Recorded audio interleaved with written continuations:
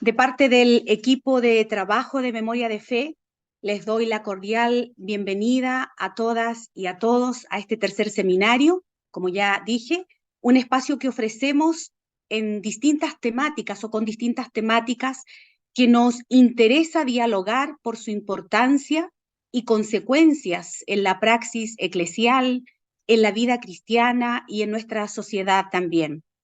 La idea de estos seminarios y futuros cursillos de 2 días que pretendemos ofrecer a partir del próximo año, queremos convertirlos en cuadernillos que quisiéramos editar para ofrecerlos a todo público que esté interesado en ello. Quisiéramos pedirles que hagan lo posible por tener sus cámaras encendidas, a no ser, por supuesto, que tengan algún inconveniente, algún problema con Internet. Pensando en quienes están por primera vez con nosotros en esta oportunidad, les quiero contar que Memoria de Fe es una editorial y distribuidora de libros especializados en Biblia y teología. Nuestro primer libro como editorial es este, y seguramente Rodrigo va a compartir ahí la imagen también, cuyo autor está presente con nosotros, el doctor Javier Ortega. Muy bienvenido, profesor Javier, en esta tarde. Gracias por acompañarnos. Gracias, Ana. Un gusto estar acá con Memoria de Fe y todavía mayor asistir a una nueva presentación del doctor Kruger. Muchas gracias. Gracias a ti, Javier. Y decir también que el profesor Javier fue quien nos colaboró para el prólogo justamente de nuestro segundo libro. Trabajemos con la Biblia, herramientas para el estudio de las escrituras, ¿no es cierto?, del doctor René Kruger. Y este es un libro que el mismo profesor René dice que es como es la versión popular del libro Métodos Exegéticos, que es un libro que ha sido usado o se usa en instituciones de educación teológica, y de hecho el profesor Javier Ortega lo usó en uno o más de un curso en el seminario, en uno de los seminarios, en una de las instituciones de educación teológica acá en Santiago. Y bueno, este libro que nos convoca en esta tarde, que estamos haciendo el lanzamiento formal, oficial de él, es un libro que ha sido pensado para ser justamente usado en contextos de academia bíblica, de iglesias locales o grupos fuera de la iglesia, como GBU, Grupo Bíblico Universitario, como capellanías en diferentes lugares, etcétera. Y también se puede trabajar, por supuesto, a nivel personal. Ha sido un privilegio para Memoria de Fe haber trabajado el texto original que nos compartió el profesor René y realizar el trabajo de edición respectivo para convertirlo en el libro que hoy presentamos de manera formal. También quiero agradecer al licenciado Sergio Geria Carrasco, profesor de castellano, quien también nos acompaña en esta tarde. Él contribuyó con la propuesta pedagógica que contempla el libro y la organización de su texto para 12 sesiones, considerando que es el número de clases más menos que tiene una academia bíblica en el semestre. Muchas gracias. Muchas gracias, Sergio, por este trabajo también, este aporte al libro de René. Y el libro contempla además un anexo que es un ejemplo práctico de análisis de un texto bíblico donde se ve paso a paso el uso de las herramientas compartidas en cada capítulo. ¿Cómo conseguir nuestros libros? A través del WhatsApp, al correo electrónico, que los pondré enseguida en el chat. Ambas informaciones. Los libros editados por Memoria de Fe se pueden solicitar también desde otros países y el libro llegaría al domicilio que la persona indique. Estos países por ahora son Argentina, Brasil, Uruguay, Colombia, Ecuador, Perú, México y España. Toda consulta al respecto, por favor, al número de celular compartido en redes sociales y aquí en el chat en unos minutos. Tiempo que compartiremos ahora será así. Luego que el doctor René haga su presentación de 30 minutos, algunas personas que ya han comprado el libro y lo han revisado destacarán algunos elementos valiosos del mismo y enseguida se abrirá entonces el espacio para preguntas, para lo cual solicitamos que levanten la mano que tiene, ¿no es cierto?, el Zoom. Por favor, que las preguntas sean concisas, de tal manera que en el tiempo que tendremos para ello, toda persona que tenga una consulta pueda, ¿no es cierto?, realizarla y también a tener la respuesta de parte de René.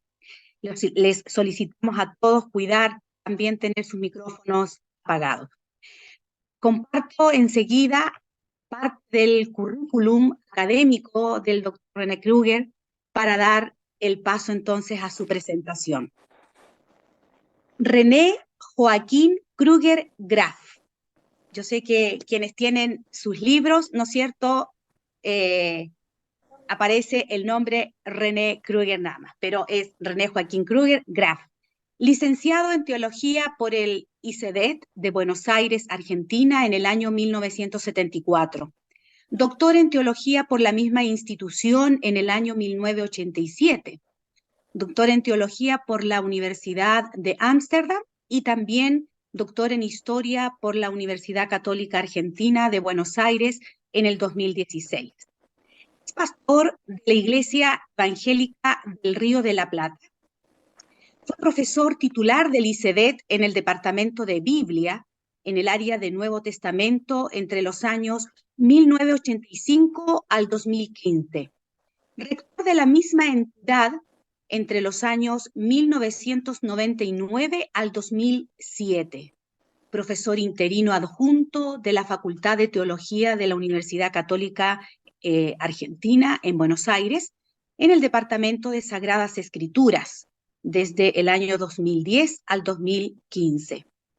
Se jubiló en agosto del 2015, pero sigue trabajando, por supuesto. Es autor, coautor, traductor, editor y reeditor de unos 65 libros. Dicta cursos y conferencias en instituciones de educación teológica e iglesias en diferentes países de América Latina y Europa. Es director de tesis de licenciatura, maestría y doctorado. Entre sus libros académicos se destacan Métodos exegéticos, Pobres ricos en la Epístola de Santiago, Dios o el Mamón, Un mundo en blanco y negro, Vocabulario básico del griego del Nuevo Testamento. Ha escrito también novelas sobre temas históricos y bíblicos. Juntamente con Daniel Veros ha traducido textos de Zwinglio, La Pía Desideria de Spener y los Loci comunes de Melanchthon. Con esta entonces presentación, René, muy bienvenido, muchas gracias por todo este trabajo y entonces, por favor, adelante con su presentación. Muchísimas gracias, Ana, por invitarme a colaborar con Memoria de Fe, por este largo proceso de terminar el libro y por esta presentación que, como veo, tiene una linda convocatoria.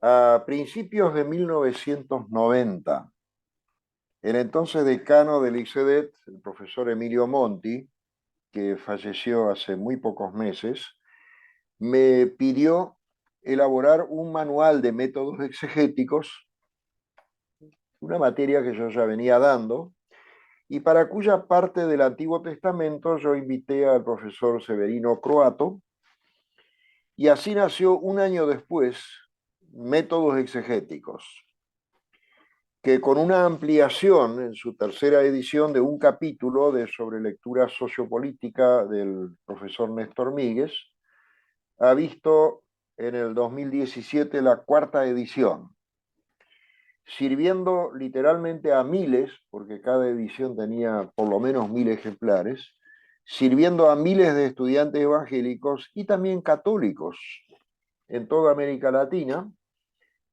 quienes con este libro han podido ingresar a estos vericuetos y laberintos de la metodología histórico-crítica del estudio académico de la Biblia.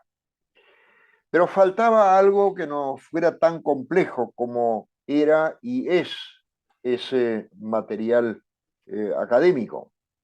Se necesitaba un manual para catequistas, personas laicas interesadas en el estudio personal y grupal de la Biblia, promotores, líderes de grupos de estudios bíblicos, que muchas iglesias tienen, personas que hacen cultos leídos también, predicadores laicos, maestros, docentes de educación cristiana y otros más, porque en las iglesias hay muchas personas que por su profesión, su trabajo, su situación de vida familiar o sus medios no querían o no podían hacer una licenciatura de teología, donde sí se trabaja con métodos exegéticos, con ese libro, sino capacitarse para algo bien específico.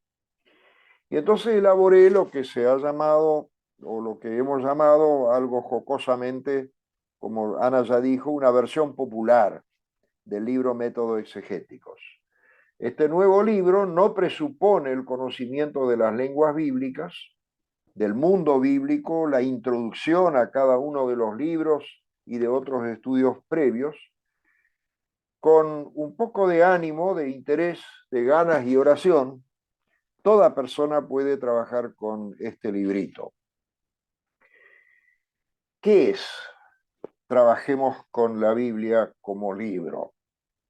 Es un manual que trata de explicar paso por paso los elementos fundamentales de la metodología exegética.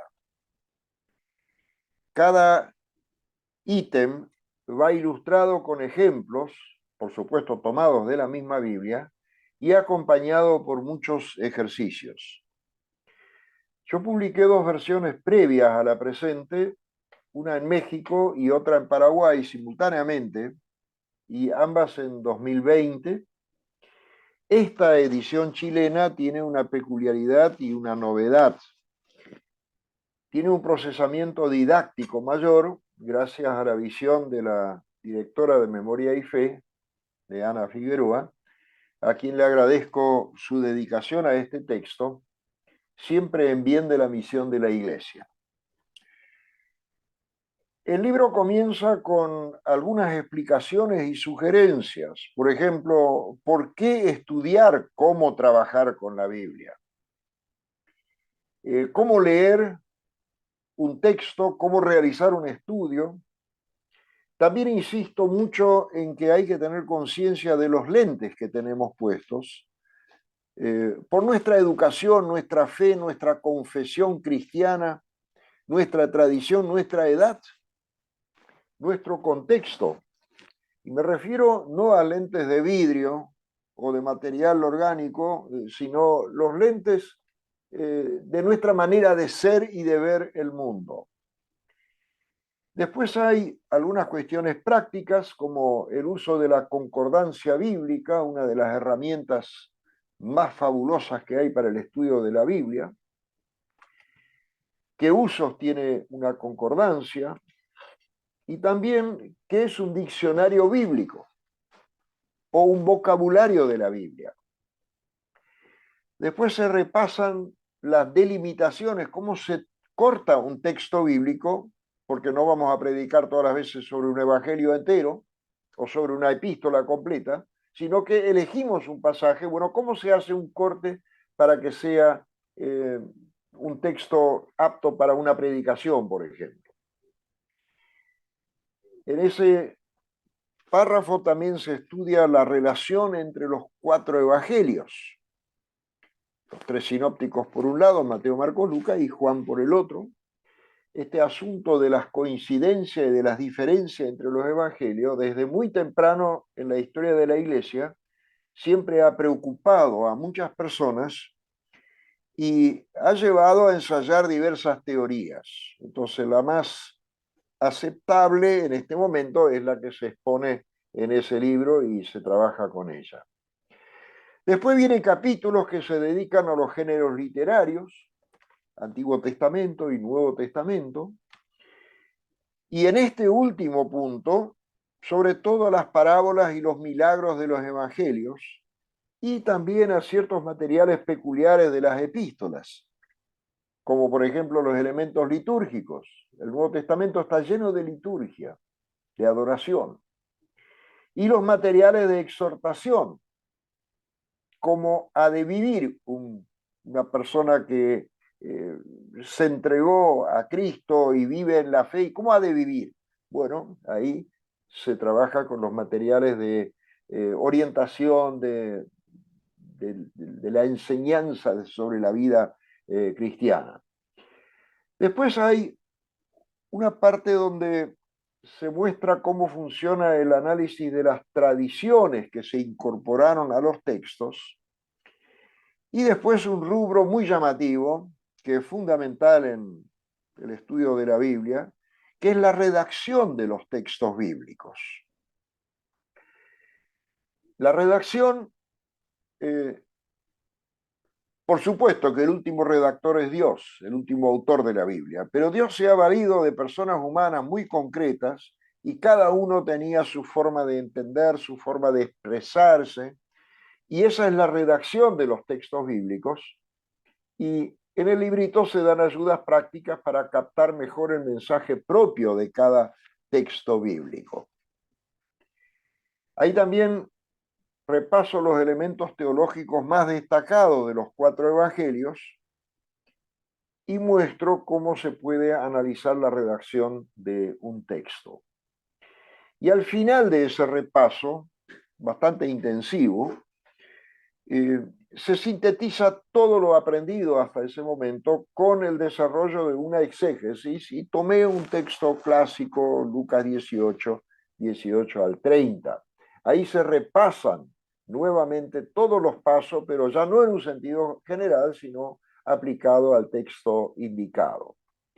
Todo esto va con un procesamiento didáctico para que uno lo pueda trabajar, ya sea solo, o mejor aún, en un grupo de estudio bíblico, en un seminario, en un curso que se ofrece o un curso que pastores quieran hacer. Y una brevísima bibliografía va al final. Para no crear falsas expectativas, quiero aclarar que los pasos de estudio de la Biblia, descritos en este libro, pertenecen al llamado método histórico crítico. Hay más métodos. También hay otros acercamientos más para trabajar la Biblia. Por ejemplo, el análisis de las estructuras, el análisis narrativo, algo bellísimo para hacer, la lectura sociopolítica, el acercamiento canónico. También uno puede acercarse a la Biblia con el enfoque de la antropología cultural, cómo era la cultura de aquella época, qué puentes y qué abismos hay entre nuestra cultura y aquella. También esto ha pasado un poco de moda, pero estuvo en ciertos años en auge una investigación psicológica y hasta psicoanalítica de textos bíblicos, o la lectura desde alguna perspectiva muy especial. Te menciono una, por ejemplo, desde la discapacidad. Es algo que también estamos trabajando. ¿Cómo se leen textos bíblicos desde la óptica de personas con discapacidad?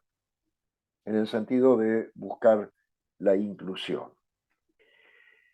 El método histórico crítico investiga los textos bíblicos con las herramientas del análisis histórico.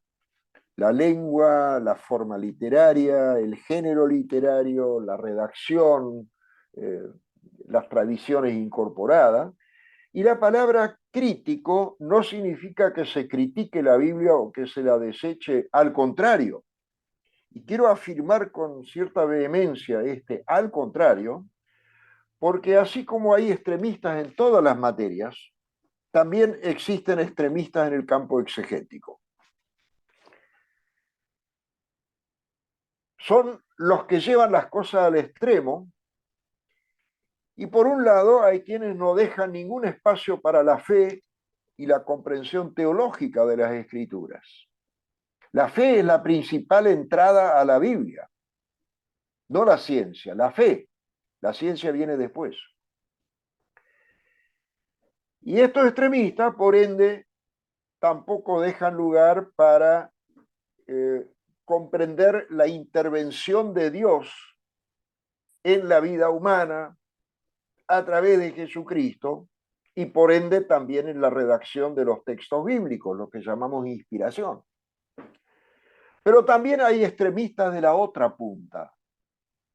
Me refiero a aquellos que desechan todo estudio científico de la Sagrada Escritura y para quienes todo lo que huele a academia es sospechoso o directamente proviene del maligno. Método histórico crítico significa más bien con investigación. Los diferentes métodos y también los diversos lugares o las perspectivas con las que miramos la Biblia no se excluyen ni se oponen, sino que se complementan.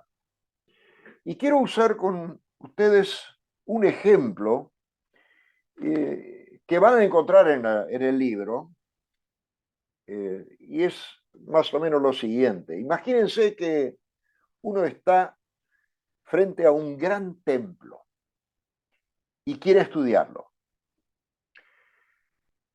Veamos primero los dos extremistas. Un extremo sería el de aquellos para los cuales los templos ya no sirven para nada y se ponen a desmantelar el templo hasta que les queda solo un montón de escombros sobre los cuales pretenden saber todo, pero menos construirlo de nuevo y habitarlo. Por el otro lado, el otro extremo son aquellos que tienen miedo de analizar el templo y prefieren mantenerse fuera del mismo, porque hasta les da miedo preguntar de qué están hechos los vitrales, la cruz, el altar o los bancos. Dejemos ahora esos dos extremos que lamentablemente existen en el universo cristiano, ya sea en forma de hipercríticos por un lado o de rechazo de todo estudio teológico por el otro. Y volvamos al edificio, que es un símil para la Biblia, para ver cómo uno lo puede estudiar. Por ejemplo, uno podría investigar de qué materiales está hecho el templo y de qué forma los constructores los unieron. En el caso del estudio de la Biblia, ahí se estaría aplicando el análisis histórico crítico. ¿De qué está hecho la Biblia? ¿De qué materiales y cómo se compaginaron? Uno también podría estudiar los planos de la obra de esa hermosa catedral para ver cómo el arquitecto diseñó la estructura y cómo ésta se mantiene en pie y cómo trabaja internamente para sostenerse, para producir el impacto que nos causa o nos produce un hermoso edificio. Y ahí, en el campo de la Biblia, estaríamos en el análisis estructural de los textos bíblicos. Uno también podría tratar de descubrir cómo era la sociedad de la época cuando se construyó ese templo. La época colonial latinoamericana, la época gótica, la época romana antigua o la que fuere. ¿Y qué les decía esa construcción a los fieles, estudiando las pinturas, los costos, la ubicación de los muebles, los tesoros que tiene el templo, lugares reservados para ciertas personas, por ejemplo, para un obispo o un coro? Y en el caso de la Biblia estaría haciendo, en ese caso, un estudio socioanalítico de los textos bíblicos. Uno también podría investigar el rol de la mujer, del varón y de los niños en ese templo y en la sociedad que lo construyó. ¿Dónde se sentaban las mujeres? ¿Dónde estaban los varones? ¿Dónde estaban los niños?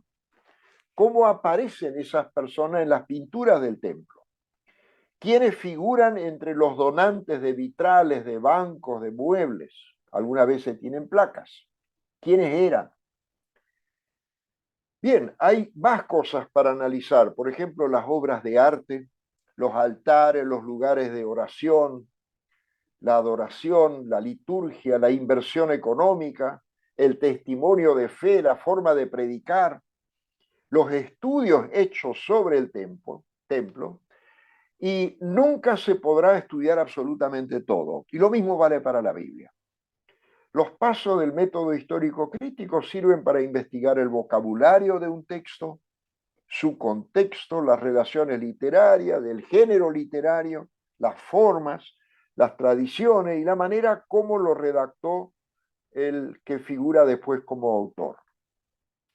Todo eso se llama exégesis. Esta es una palabra de origen griego que significa explicación, lisa y llanamente. Una buena exégesis o explicación de un texto es la base para poder interpretarlo y aplicarlo. La interpretación suele recibir el nombre de hermenéutica, pero nunca hay que olvidar que primero hay que ver lo que dice el texto y después podemos pensar o buscar lo que nos dice a nosotros. Ese paso hermenéutico exige tener claridad sobre nuestro propio lugar, nuestras comprensiones, nuestras opciones de fe, también sobre la comunidad en la que estamos estudiando un texto o a la que se lo predicamos o enseñamos. Todo esto es necesario, por supuesto, pero viene después de una buena exégesis cuyo objetivo es descubrir qué dice el texto. El respeto a la palabra de Dios en forma escrita, impresa, lleva a que en primer lugar debemos fijarnos qué dice el texto y después preguntarnos, ¿y a nosotros qué nos dice? Gracias, Ana, y todo el equipo de Memoria de Fe, gracias a las personas que ya compraron el libro, gracias a quienes están participando en esta presentación y sobre todo gracias a Dios que nos permite descubrir la riqueza del Evangelio que Él nos revela a través de su palabra. Es un privilegio tener la voluntad de Dios, la historia de Dios con el ser humano, con el universo, en forma escrita e impresa. Atención que trabajemos con la Biblia no es una novela, tampoco es un libro de mera información sobre la Biblia, es un libro para trabajar, paso por paso, las maneras como se puede estudiar exegéticamente un texto o los textos bíblicos. Está pensado tanto para el estudio individual como grupal, con el cual se va a sacar mucho beneficio. Este libro exige disciplina, dedicación, disposición al diálogo, a aprender, a discutir. Exige también continuidad, aguante y por supuesto necesita fe y oración. Solo así se puede garantizar cierto éxito para comprender algo mejor esa inmensa riqueza que Dios nos dio en forma escrita en las Sagradas Escrituras. Muchas gracias. Muchas gracias, René, por esa presentación, por introducirnos a este hermoso libro. Muchas gracias. Y también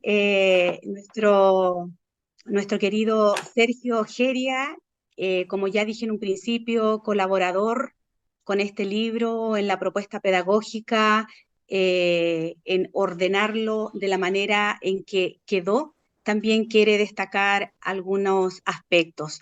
Sergio ha trabajado por muchos años con los grupos bíblicos universitarios y ahí nos está ayudando también a compartir el libro y que puedan usarlo como libro de texto. Adelante, Sergio, por favor. Buenas noches. Bueno, es un libro, ya lo han dicho, didáctico, pedagógico, y eso significa que es un libro práctico, porque ayuda a aprender, enseña a aprender. Y en un estilo dialógico, ya lo han dicho, hay preguntas en que el texto, la narración va interactuando con aquel que lo va leyendo, y eso permite también una comprensión mayor de los conceptos. En segundo lugar, abarca elementos esenciales en el contenido para acercarse a la Biblia. Yo creo que eso es fundamental, que entrega, como dice el título, herramientas, ¿no es cierto?, que permiten ir excavando y profundizando en la escritura. Y son herramientas que han ido aportando las ciencias bíblicas desde que se fueron desarrollando, y eso tiene un valor. En tercer lugar, debería ser un libro para todo predicador y para todo el que, como dice Pablo a Timoteo, preocúpate con urgencia de trazar bien, ¿no es cierto?, como un agrimensor, el mensaje de la palabra, para que el edificio que se construye no quede desnivelado ni con fundamentos débiles y que se pueda caer. Entonces puede ser usado como manual para la academia bíblica, para la escuela dominical y también en el contexto universitario. Los GBU de Chile y del mundo trabajan esencialmente con los núcleos de oración y estudio bíblico. Entonces, aquellos estudiantes que tienen la responsabilidad en los campus de juntar a los creyentes e invitar a los que no lo son, tienen acá una herramienta esencial para preparar el estudio bíblico. Lo que allí se realiza fundamentalmente es el estudio inductivo, es decir, la exégesis va siendo recabada de manera comunitaria y hay todo un proceso de observación, de interpretación al final, en que cada cual va descubriendo los elementos del mensaje y por último la aplicación. Yo creo que un líder estudiantil que dirija una célula, este manual le va a servir de mucho contenido para prepararse él y poder profundizar el estudio bíblico que se realiza en el campo.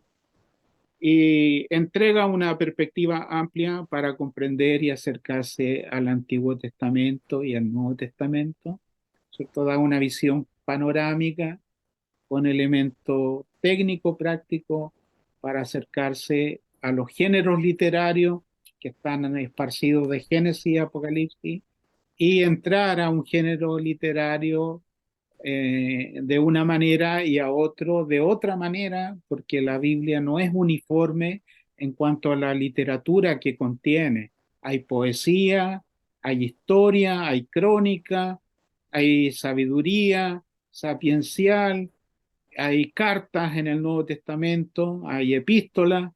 Entonces es variado el mundo literario y este manual da una visión acerca de todo eso, cómo son las formas de los evangelios, qué perspectiva tenía cada evangelio, cada autor del evangelio y esencialmente la forma en que debemos acercarnos desde ese contexto. Y finalmente, creo que el manual este práctico ayudará a quien lo consiga, a quien lo tenga, a superar un gran analfabetismo bíblico que existe en todo contexto latinoamericano. Hay mucha necesidad, creo que la población cristiana evangélica ha crecido enormemente en los últimos 50 años.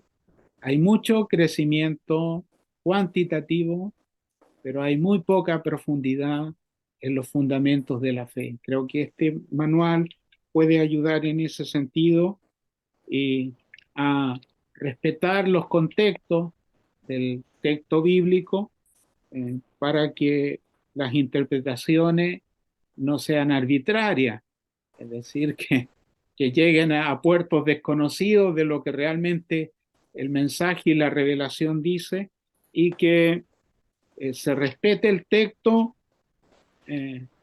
y también el contexto para que la predicación no sea un pretexto. Eso. Muchas gracias. Muchas gracias, Sergio. Gracias, Patricia. Así es, así es.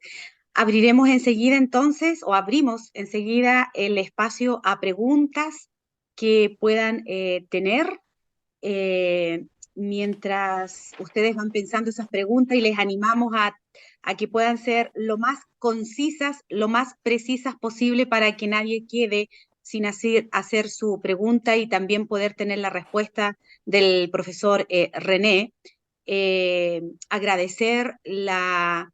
Agradecerle a cada pastor, no sé si hay alguna pastora también presente, no quiero mencionar a uno y dejar de mencionar a otros, pero desde este contexto de Memoria de Fe damos la bienvenida a cada uno de los pastores y pastoras que están presentes.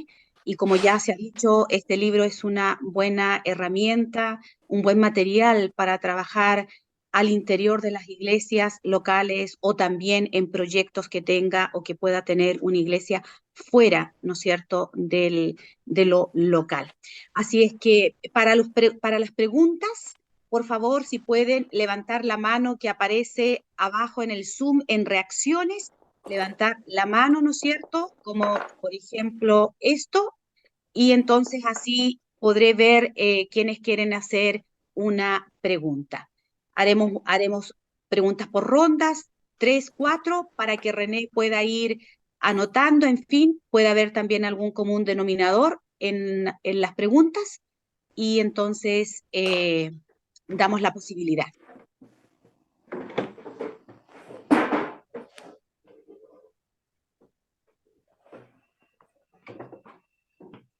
¿Todo ha sido muy claro? René, no sé si quieres enfatizar o agregar algo a lo que ya has compartido por haber escuchado lo que las distintas personas han dicho respecto al libro. Es probable que surja en uno o en otro el interés por estudiar algo de los idiomas bíblicos. Hay cursos introductorios, muchos se ofrecen por internet, otros en las instituciones, y eso sería quizás otro paso que se puede dar, no necesariamente, pero quizás se dé, ofrecer también desde Memoria de Fe algún material muy sencillo, como por ejemplo una introducción al griego del Nuevo Testamento, con un vocabulario mínimo, con las ideas principales de cómo está construida esa lengua, cuáles son sus peculiaridades, porque Dios al fin y al cabo eligió lenguas humanas para comunicarse y eligió aquellas que más la gente a la que se dirigía podía entender, y es toda una aventura adicional introducirse en el mundo de las lenguas bíblicas. Y para no quedar, para que no quede coja la silla, digamos, ¿por qué no tendríamos que agregar también hebreo, por supuesto, para que no Sí, sea sí, solo griego, ¿no? yo dije las dos lenguas o las Las lenguas dos, ok, bíblicas. me Sí, quedé sí, por solo supuesto. con griego. Muy bien, René, muy bien, muy Sí, bien, sí, sí, por supuesto. muy bien. Rodrigo, tú tienes una pregunta, por favor, adelante. Sí, sí, sí.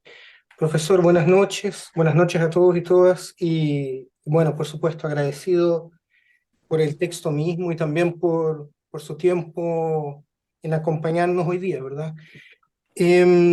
Mi consulta va con relación a, desde el punto de vista del autor, el libro está lleno de recuadros con actividades en función del texto y también de preguntas de reflexión y aplicación.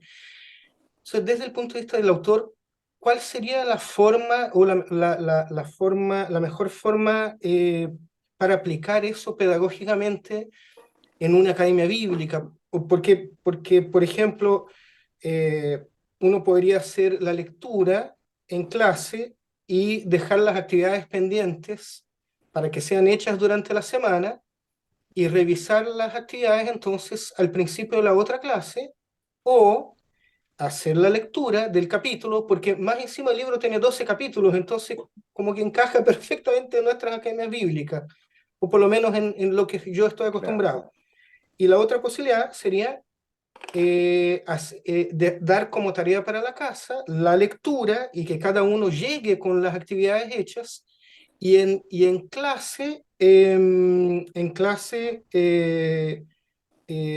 generar el diálogo en función de las actividades que fueron hechas en casa. ¿Cómo, no sé, o a lo mejor usted tiene algún otro planteamiento en ese sentido? Sí, quizás la forma más fructífera sería leer la información en clase, aclarando cosas cuando surjan preguntas, y hacer los ejercicios entre todas las personas que están participando en la clase. El margen de error va a ser menos, porque cuando uno trabaja solo en la casa, por más que después va a haber una corrección, a veces se graban nuestros errores cuando trabajamos solo y después no nos alcanza para aprender otras opiniones u otras soluciones. Entonces, leer el texto del libro y a la vez hacer los ejercicios entre todas las personas que están en la clase, me parece que puede ser más fructífero. O sea, no lo uno ni lo otro.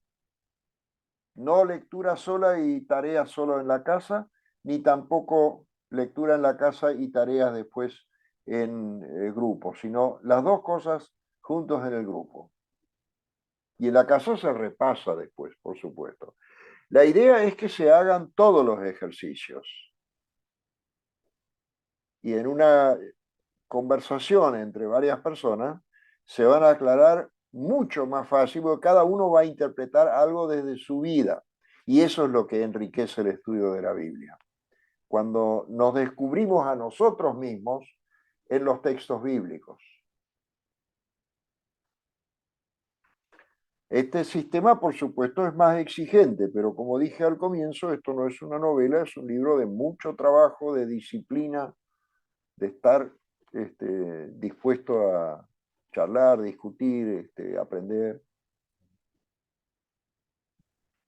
Gracias, profesor. Muchas gracias a ambos. Pastor Carlos Bustamante, conectado desde la ciudad de Temuco. Muy bienvenido. Estás muteado. Ahí sí, ahora sí. Muchas gracias, Anita. Muchas gracias, profesor René. Una consulta, revisando la sinopsis de los evangelios y la armonía que usted presenta ahí. También otra forma de entender esto sería respetando la misma la visión que tiene cada autor sobre determinado relato. Entonces, a través de algún escrito, siempre yo me he sostenido en respetar más que armonizar, más que hacer una sinopsis, más que completar un cuadro, eh, utilizando toda la documentación que nos dan aquellos evangelios, y respetar la óptica, la visión, el lente que tuvo Lucas, el lente que tuvo Mateo, el lente que tuvo Marcos para mirar esto. Entonces, ¿cuál sería lo mejor en un estudio eh, para los evangelios? ¿La Sí. armonía o respetando No, esa óptica, esa visión propia? sí, las dos cosas. Las dos cosas. Yo no armonizo los textos, simplemente digo que los textos se pueden colocar en columnas. El ejemplo que puse es la curación de la suegra de Pedro, y si se fijan, ahí hay espacios en blanco en un evangelio, en el otro ese espacio está con un texto, o en el tercero hay un blanco y en el segundo y en el primero hay texto. O sea, respeto la individualidad de cada texto, pero los pongo en una sinopsis. ¿Para qué sirve eso? precisamente para tratar de ver cuál es el mensaje propio de cada uno. O sea, pero para saber cuál es el mensaje propio de Lucas o de Mateo o de Marcos, tengo que saber en qué coinciden y en qué difieren.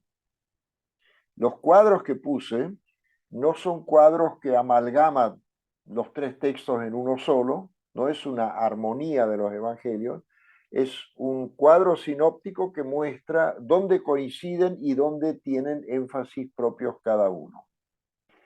Ahora, esta es una cuestión que a algunas personas, no digo ustedes que están en el estudio de la Biblia, pero a algunas personas sin esta introducción les causa un cierto escorsor. ¿Cómo Lucas puede tener una frase que el otro no tiene cuando es la misma historia, por ejemplo? La respuesta a esto es tan sencilla que a veces uno no se percata de que es posible responder de la siguiente manera. Los evangelistas tienen énfasis propios porque tenían públicos diferentes. Mateo tiene un público de una determinada filosofía, si se quiere, de una línea judeo-cristiana. Marcos está escribiendo para otro público y Lucas está escribiendo para comunidades ya más estructuradas con ciertos problemas que los otros no tenían. Entonces, los énfasis que coloca cada autor se deben a los públicos lectores diferentes para los cuales escribía cada uno. Y en ese sentido, para descubrir esos énfasis diferentes, tengo que saber en qué cosas, en qué puntos coinciden y en qué puntos tienen otros textos, otros énfasis, subrayan otras cosas dentro de un mismo texto. Por ejemplo, Leví, que en Mateo se llama Mateo, ¿no? El publicano. Cuando Jesús le dice a los que le están criticando, no he venido para llamar a justos sino a pecadores, la frase suena completa y es completa a su manera. Pero en Lucas está, no he venido a llamar a justos sino a pecadores al arrepentimiento. Eso es una explicitación porque Lucas pone mucho énfasis en ese punto de la conversión de estos que están despreciando a los otros. Y claro que Marcos también está pensando en el arrepentimiento cuando pone esa frase. No está pensando en llamados a ir a pescar o a comer un asado, no. Él está pensando en una vuelta de la vida, etcétera, etcétera. Lucas lo explicita porque para su público él necesitaba explicitar esto. O cuando Mateo agrega en algunos textos una referencia al Antiguo Testamento. Eso es necesario porque el público de Mateo, un público judeo-cristiano, necesitaba afirmarse en la convicción de que Jesús realmente es el Señor, el Salvador, el Mesías prometido por los profetas del Antiguo Testamento. Entonces Mateo tiene una serie de citas de cumplimiento que los otros no tienen. ¿Es un invento de Mateo? No, no es un invento, es una necesidad de este autor que estaba escribiendo para ese público. Y para eso la herramienta por excelencia es precisamente un texto en varias columnas, en este caso en 4, hoy ya vienen la mayoría de las sinopsis para los 4 evangelios, con los cuales uno puede realizar este tipo de análisis. Para el griego, la mejor sinopsis es la de Aland, sinopsis de los 4 evangelios en griego.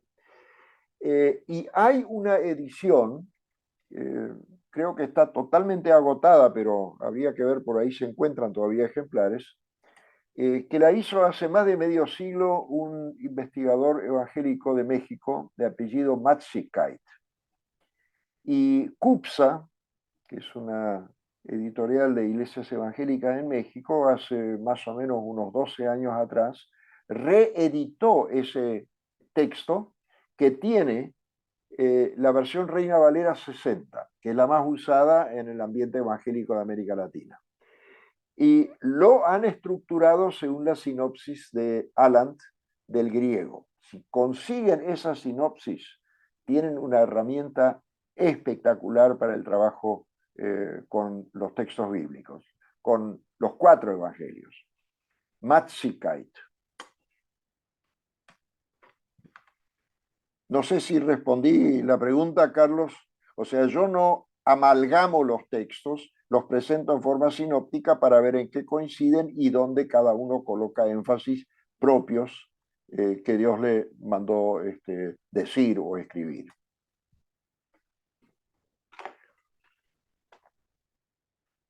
Estás muteada, Ana. Perdón. Muchas gracias, René. Ahí Carlos nos está diciendo que sí, que estuvo, por lo menos que queda mucho más claro este punto, la consulta que hacía. René, hay una pregunta en el chat de Daniel que dice, ¿cómo se puede llevar a la vida cotidiana el conocimiento académico de la Biblia para que no quede solo en conocimiento? Haciendo todos los ejercicios, contestando en grupo todas las preguntas y tratando de ver dónde estamos nosotros, dónde estoy yo, personalmente cada uno en el texto bíblico y el paso hermenéutico, ¿qué nos dice? ¿Qué me dice ese texto? Y Ese cuando paso hay que darlo, por supuesto, si no queda todo en lo teórico. yo me imagino que todos aquí, o si no todos, una gran parte de nosotros participamos en distintas comunidades de fe, en distintas iglesias, ¿no es cierto? Y no solo en la iglesia, sino que fuera de ella también podemos practicar lo que justamente aprendemos cuando hacemos este trabajo que René ha mencionado. Claro que sí, cuando la palabra de Dios nos seduce, eh, nos cautiva, nos va cambiando, nos impulsa y nos motiva a no quedarnos quietos, absolutamente. Entonces, es así como se puede llevar a la práctica lo que se va aprendiendo poquito más, como fuere. Eh, Creo que es imposible que alguien que conozca a Jesucristo y lo vaya conociendo día a día se quede sin llevarlo a la práctica en lo cotidiano, ¿no? Porque la fe en Dios hace eso en el ser humano. Pero muy bien, gracias Daniel por tu pregunta. ¿Alguien más quiere hacer alguna consulta?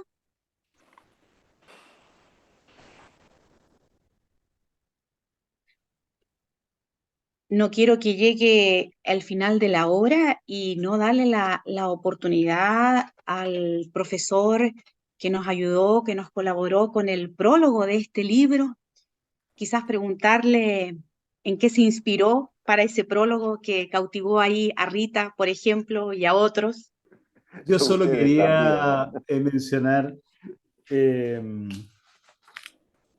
quería mencionar, eh, una frasecita que no aparece en este libro, pero que aparece en el otro, en la versión antigua. Este semestre estoy haciendo método exegético del Nuevo Testamento en la Facultad Evangélica de Teología y estábamos en los capítulos de crítica textual. Y al final de crítica textual, con todo lo complejo que es, aparece una frase que dice: la crítica textual solo se aprende en la praxis y se la ejerce incluso con cierto arte. Está acá. Exactamente. Entonces yo quería solo mencionar que probablemente esto sea aplicable también a este trabajo que René nos presenta en un formato más amigable, más cercano a la iglesia. La exégesis bíblica se aprende haciendo exégesis bíblica y con el tiempo termina seguramente convirtiéndose en un arte. Así es que yo quisiera sumarme a las palabras de quienes han participado antes para decir que el material me parece tremendamente interesante, aplicable a la vida de la iglesia. Yo soy pastor en una iglesia y cada semana estamos estudiando la Biblia y cada domingo estamos predicando desde la Biblia. Y entonces uno se pregunta si acaso no hay herramientas para que en conjunto aprendamos a trabajar sobre la Biblia. Y aquí aparece una que nos anima a hacer esto que decía esta frase, a ponernos a practicar ensayo y error, y con los años nos vamos a ir convirtiendo en personas más aptas, con más herramientas para interpretar la Biblia. Así es que celebro este lindo trabajo de René.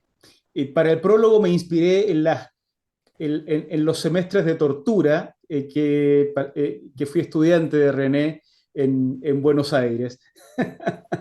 No era una tortura por su clase, era difícil estudiar método exegético, pero efectivamente termina siendo reconfortante.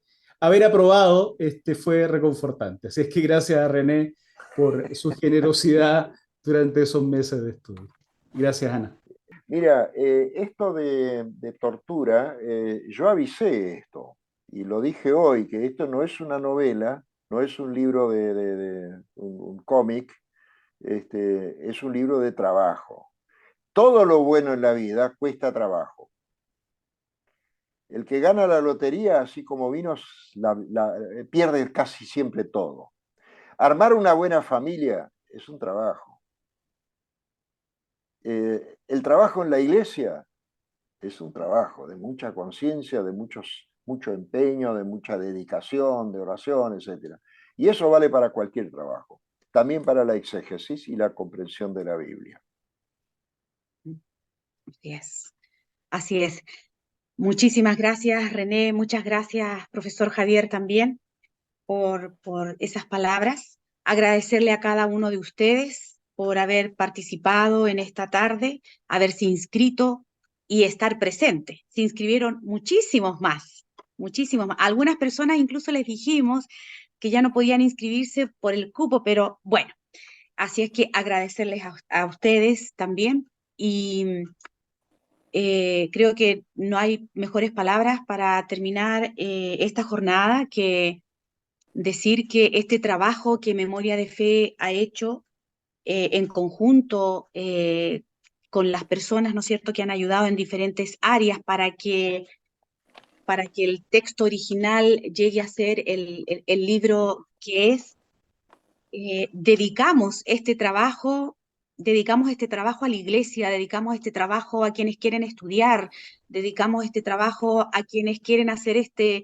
en este permanente ejercicio que ya ha mencionado René, que mencionó también Javier, y damos gracias a Dios por su dirección, por su guía, por su fortaleza, para poder hacer, ¿no es cierto?, culminar con este proyecto que nos llevó más tiempo del que hubiésemos querido. Así es que a Él sea la gloria, a Él sea la honra, y que el Señor nos bendiga a todas y a todos para poder conocer de mejor manera la Escritura, la Biblia, de esta manera conocer y encontrarnos con el Dios de la vida encarnado en Jesucristo y poder compartirlo, ¿no es cierto?, con tantas personas que lo necesitan juntamente con nosotros, por supuesto. Así es que, Anita, ¿sí? ¿Armando? disculpa, una consulta. Sí, Armando, una consulta. Yo no tengo el libro, la verdad. Estudié en el Instituto Bíblico, pero quisiera hacer una consulta. ¿Cómo puedo obtener el libro? ¿Cómo puedo comprarlo? Sí, Armando. ¿En qué lugar? Sí, Armando, en el chat de ¿Ya? en el chat del Zoom se puso en un momentito, no sé si Rodrigo puede ayudarme a volver a copiar por si Armando no lo vio, para que no se pierda ahí. ¿Ya? Puede escribir al correo ¿Ya? que allí dice o escribir también al WhatsApp del contacto telefónico que ahí está. Escribiendo a una de esas dos partes, con mucho gusto entregamos la información de cómo poder adquirir este libro del profesor René o el libro del profesor Javier, o los dos u otros también que, bueno, estos dos son los libros editados por Memoria de Fe, hay otros que Memoria de Fe también distribuye, ¿ya? Así es que ahí está la información. Ahí está. Muchas gracias, Ya, Rodrigo. perfecto. Armando, no sé si ve el mensaje en el chat. Ya, perfecto. Ahí está. Perfecto. Ahí está. Ana, Sí. una cosita pequeña René. todavía. Sí. Yo mencioné el gusto que uno puede tomar por los idiomas bíblicos, su vocabulario, una cierta base, para aquellos que quieran profundizar algo más. Sí. Y me permito mostrarles, no en el sentido de una promoción de venta, porque yo no tengo ejemplares para vender, simplemente decir que para el trabajo en el ICEDET, primero he hecho con fotocopia y después en una edición, esto acá. Esto es un vocabulario básico del griego del Nuevo Testamento. No es un diccionario, es un vocabulario para memorizar. El diccionario entero no se memoriza, pero esto es un vocabulario para memorizar que tiene la palabra griega y al lado el equivalente en castellano o español. No satisfechos con eso y ante la necesidad en Paraguay, que es un país bilingüe, básicamente bilingüe, castellano y guaraní, donde numerosísimos estudiantes, tanto católicos como evangélicos, dominan mejor guaraní que castellano, hemos hecho esto. Es el mismo vocabulario, pero enriquecido por una columna más en el idioma guaraní. Vocabularios del griego o del hebreo al castellano, al inglés, al alemán, al francés, hay en todo el mundo. Pero esta es la primera vez que se hizo uno con un idioma indígena de América Latina. Lo digo como un desafío porque en Chile hay mucho trabajo pastoral también con personas Con de pueblos las culturas originales, pueblos Sí. originarios, indígenas. Esto es un desafío para todo el continente, facilitar también a aquellas personas que hablan mejor su idioma original indígena el acceso a la teología, para que la teología y los saberes de la Biblia, etcétera, no queden solamente en los que manejan los idiomas mayoritarios y occidentales, sino también los pueblos indígenas. Bien, esto ha sido una aventura realmente impresionante, pero valió la pena. Muchas gracias, René. Vamos a estar entonces terminando y, como decía, agradecer la participación de ustedes y como decía, también dedicamos este trabajo realizado al Señor en primer lugar para aportar con algo, ¿no es cierto?, al trabajo, al estudio serio de las Escrituras, al estudio serio de la Biblia, con la mayor de las profundidades posibles, usando los aportes desde las diferentes ciencias, la lingüística, la historia, la antropología, en fin, que nos ayuda, ¿no es cierto?, a comprender y a conocer mejor el texto bíblico. Nos encontraremos nuevamente en un próximo seminario. Seguramente vamos a tener a René también invitado para dar algún tema específico y habrán así otros biblistas y teólogos que nos acompañarán. Muchísimas gracias a todas y a todos. El que no haya alcanzado a anotar el contacto telefónico o el correo electrónico del que está en el chat, en las redes sociales, es el mismo teléfono y correo que también se comparte. Muchísimas gracias y que el Señor Jesucristo nos bendiga a todos y a todas. Que tengan un buen descanso, muy buenas noches y muchas gracias sobre todo también a quienes se han conectado por primera vez con nosotros como Memoria de Fe. Que el Señor les bendiga. Muchísimas gracias. Buenas noches. Hasta luego. Gracias. Luego, gracias.